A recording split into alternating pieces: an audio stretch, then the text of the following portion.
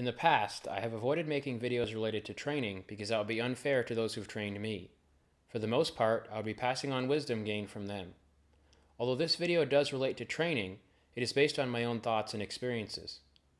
In order to provide a background for my opinions, I describe a few of the stressful situations I have been in throughout my life. I do not include them in order to boast or brag.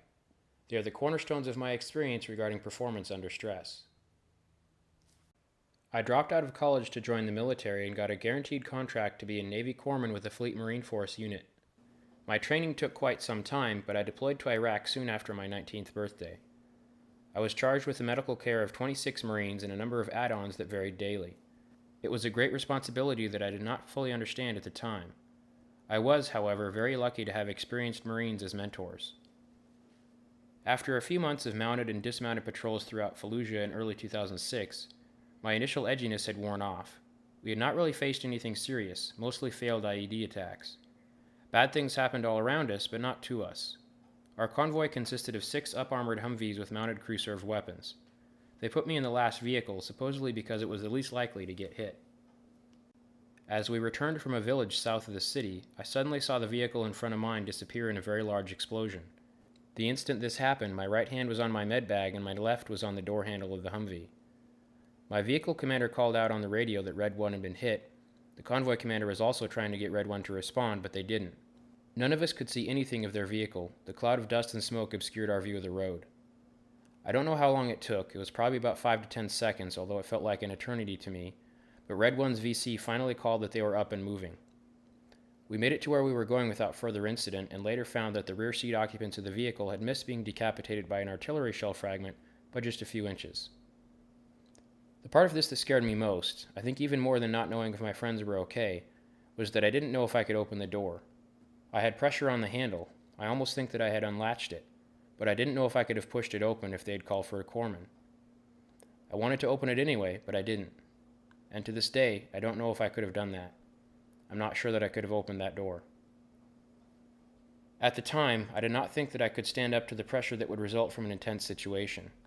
The commanding officer of my regiment later wrote me a recommendation letter saying that I had served with honor and acquitted myself with distinction, and that he would seek to serve with me again in combat, but I did not feel that I was deserving of those words.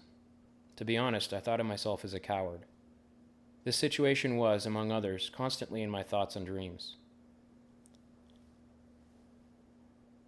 It led me to seriously question how I acted under stress, to think about what steps I could take to ensure that I would do what was needed when it needed to be done. And as I have gained other life experiences, I have built on my previous thoughts and knowledge. My problem was indecision. I had been trained to do exactly what I was told, but I had not really been trained to think or act independently. If I was told to stay, I would stay. If I was told to go, I would go. If I saw someone get hurt in front of me, I would have helped them, and later on I did just that. But in a more complex situation, I got lost in a mental maze. A few years later, after I returned home, I was flying an airplane when the engine died as I approached a small dirt airstrip in a relatively remote area to land. My reaction was simple. I kept flying the airplane and landed without incident. I was initially surprised at how well I handled this because the indecision I had previously faced was a mental burden that weighed on me for years. I thought about why I performed better in this situation, and I realized 5 things. First, that I was lucky in that the engine failure occurred in the portion of the flight that it did. Second, that I had a funny feeling that the engine was going to die, and so I flew an appropriate pattern for that possibility. Third, that I was, thanks to training from a number of experienced pilots, including my father, very proficient in landing that airplane. Fourth, that my head was in the game that day. And fifth, that the airplane I was flying was inherently easy to fly or glide. So in any stressful situation, you'll be dealing with 5 primary factors: luck, information, skill, mindset, and equipment. Luck is out of your hands. Luck is the difference between the IED fragments passing next to your head or through your head. Luck is the engine dying when you are most prepared or when you are least prepared. Luck will make or break you. Information is what you gather with your senses and what you process with your mind. Information can be gained consciously or subconsciously. You might see someone moving towards you with an AK-47 and know that they are about to attack you, or you might see someone that attracts your attention for a reason you just can't specify. The subconscious signals you receive are exceptionally important to your survival in a situation where your life is in jeopardy. I cannot stress this point enough. You must always know what is going on around you, what you might face, and who you might face it with, or you will be wasting valuable seconds trying to understand what is going on while the situation slips further and further out of your control. I will not cover situational awareness further in this video, although I might do so in the future. Skill is the accumulation of knowledge and experience you gain throughout your life. It is the number of times you have done something recently and the amount of care you put into each repetition. Although I listed it third, it is one of the factors you have the most control over. You have no control over luck and you cannot always be awake and alert, but you can take time out of each day or week or month to be proficient with weapons, with vehicles, or with advanced first aid techniques. Keep in mind that experience from years past deteriorates. Do not rest on your laurels. Yes, you may still be good, but you might not be good enough. If you're not current with your skills, you have a higher chance of failure when the clock is ticking. You will be slow and inefficient when speed and efficiency are what is needed.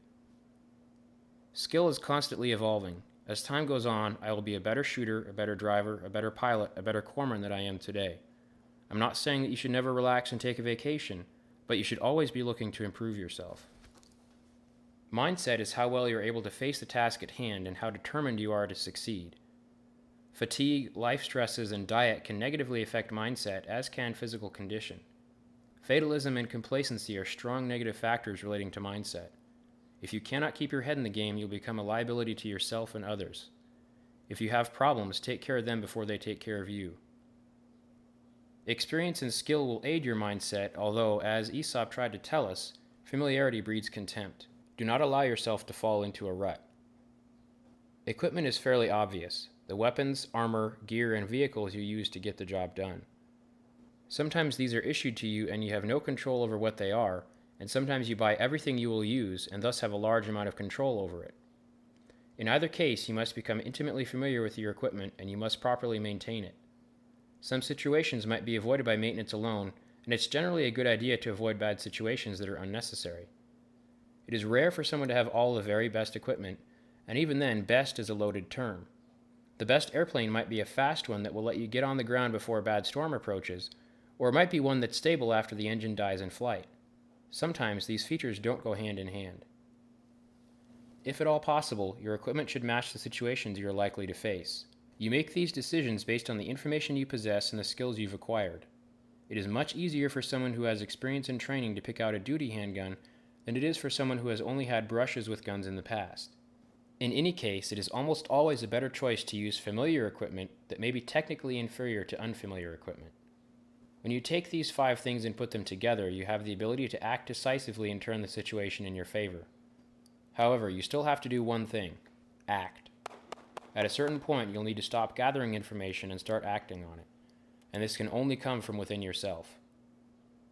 I have found that the simple act of movement can spur the mental decision to act.